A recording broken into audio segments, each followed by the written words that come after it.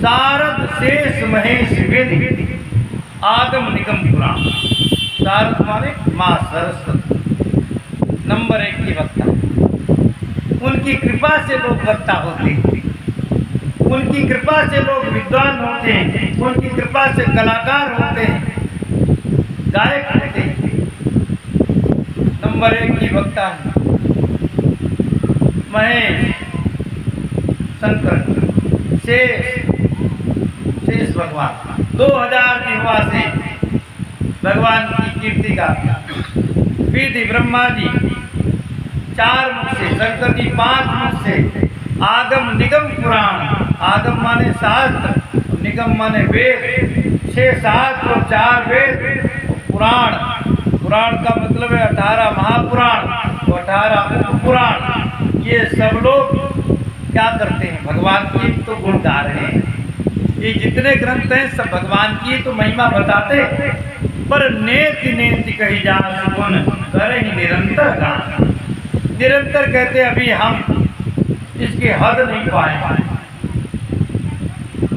नेति नेति ना इति अभी आखिरी तक नहीं पहुंचे।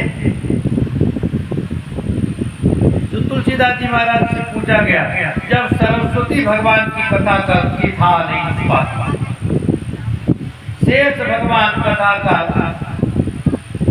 पार नहीं पाते, शंकर जी कथा का पार नहीं पाते, ब्रह्मा जी कथा का पार नहीं पाते, वेद शास्त्र पुराण कथा का पार नहीं पाते, तो क्या आप पार पा जाओ? तो स्वामी जी बोले पार हम भी नहीं पाए, तो तुम क्यों ये दुस्साहस कर रहे हो? जहाँ पर सरस्वती शेष महेश ब्रह्मा वेद शास्त्र पुराण सब हाथ खड़े कर दे, वहाँ आप आ गए।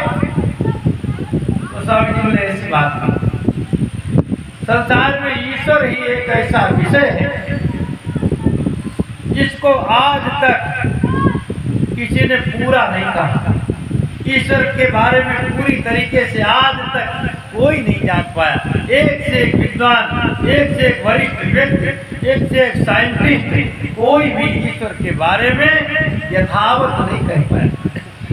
और बोले दूसरी विशेषता ये, ईश्वर के बारे में बिना कहे आज तक कोई रहा नहीं। हर व्यक्ति ने ईश्वर के बारे में कुछ न कुछ कहा है।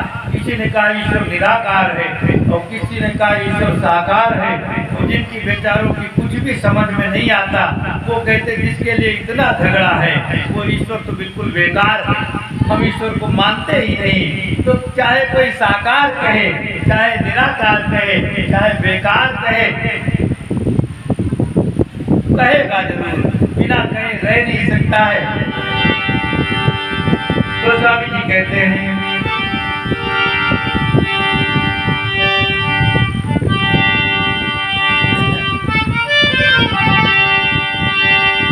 सब जानत प्रभु प्रभुता सोई, तदपि कहे बिनु रहा कोई।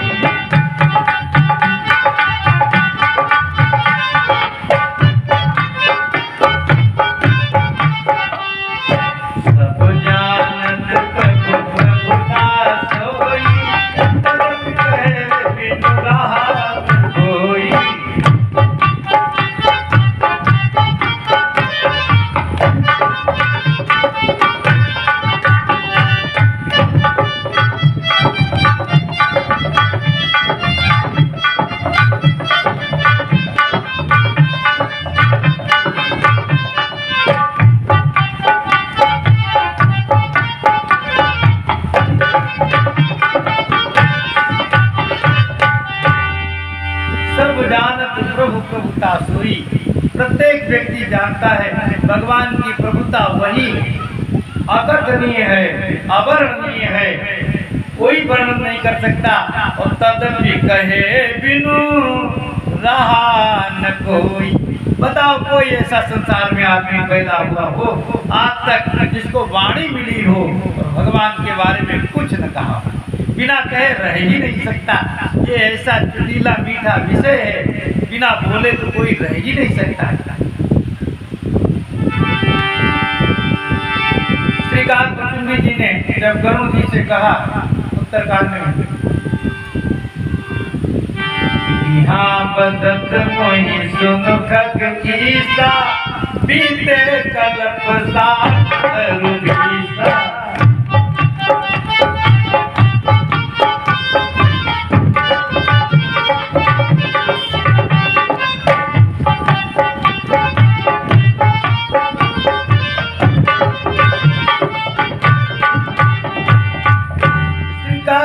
जी ने कहा, हे गरुड़ जी, इस नीलगिरि पर्वत पर रहते रहते 27 कल्प जानते हो किसे कहते हैं?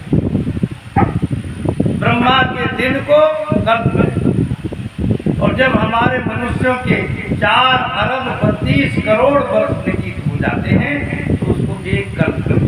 सहस्र पर्यंतम आहरयत् ब्रह्मणो विदुः, 1000 बार चारों युग जब बीतते हैं तो इसको एक कल्प कहते हैं। और हमको 27 कल्प हो गए हैं भगवान की कथा गाते गाते। तो गरुड़ जी ने कहा, तुम महाराज जी 27 कल्प तक आपने भगवान की कथा कही, आप तो सबको जान ही गए होंगे, अब आपको तो कुछ जानना शेष नहीं तो होगा। तो तात्पर्य जी मुस्कुराए और बोले, गरुड़, अगर कोई मच्छर से कहते हैं, मच्छर, ये आकाश कितना लंबा चौड़ा है, थोड़ा उड़ करके बताओ। तो मच्छर में अत्यंत अल्प पराक्रम है, तो घंटे 2 घंटे की उड़ान भर करके थक करके नीचे आएगा और कहेगा आकाश अनंत है, इसका कोई पार नहीं है, ये अनंत है। और गरुड़, जो बात मच्छर से कही गई वही बात कोई आपसे कहे। गरुड़ जी, पता लगाओ ये आकाश कितना लंबा और कितना चौड़ा है। आप अपार पराक्रमी हो, आप 1000-2000 वर्ष की उड़ान भर करके और लास्ट में वही कहोगे जो मच्छर ने कहा। जो मच्छर ने कहा है वही आप भी कहोगे।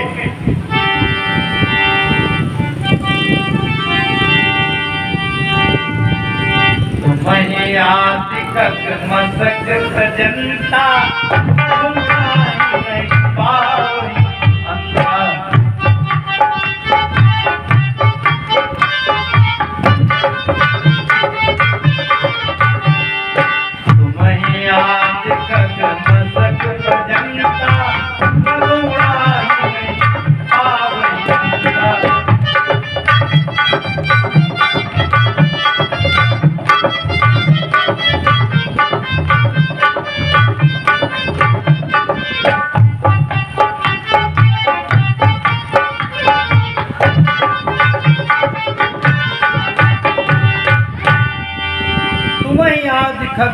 मसक जनता, मच्छर से लेकर के आप तक सब आकाश में उड़ान भरते हो, पर आज तक न मच्छर ने खा पाई और न तो आपने पार पाया। कहने का तात्पर्य है, एक सामान्य विद्वान से लेकर के बड़े बड़े विद्वानों तक किसी ने आज तक पार नहीं पाया।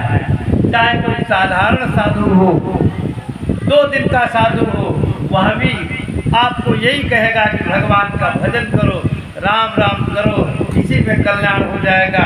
और बड़े बड़े विद्वान शंकराचार्य, रामानुजाचार्य, रामानंदाचार्य, मध्वाचार्य, निम्बार्काचार्य, श्रीधर स्वामी पाद, वल्लभाचार्य जैसे उत्कृष्ट विद्वानों ने अनेक अनेक सुंदर टीकाएं लिखने के बाद में निर्णय यही लिया है, भगवान का भजन करेंगे तभी कल्याण होगा। चाहे छोटा बंदा हो और चाहे बहुत बड़ा बंदा हो, दोनों एक ही बात कहेंगे, भगवान का भजन करो तो कल्याण होगा। करना आपको।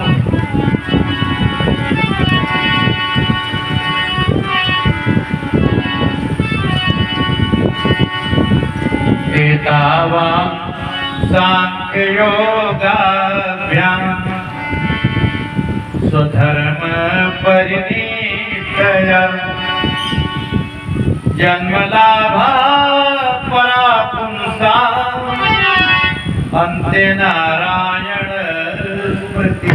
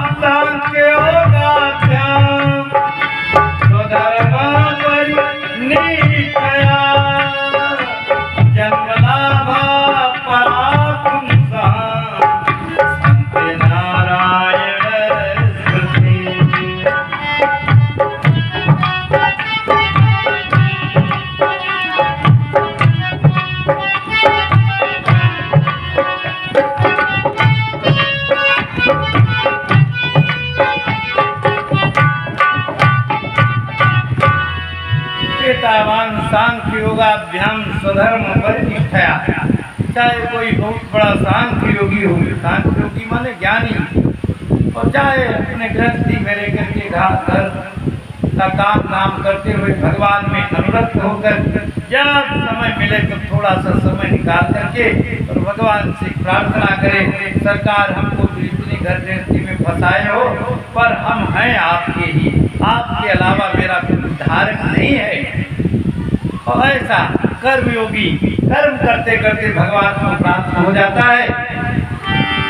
जन्म लाभा पराभूताम अंते नारायण स्मृति। मनुष्यों के जन्म लेने का प्रयोजन यही है, अंत काल में नारायण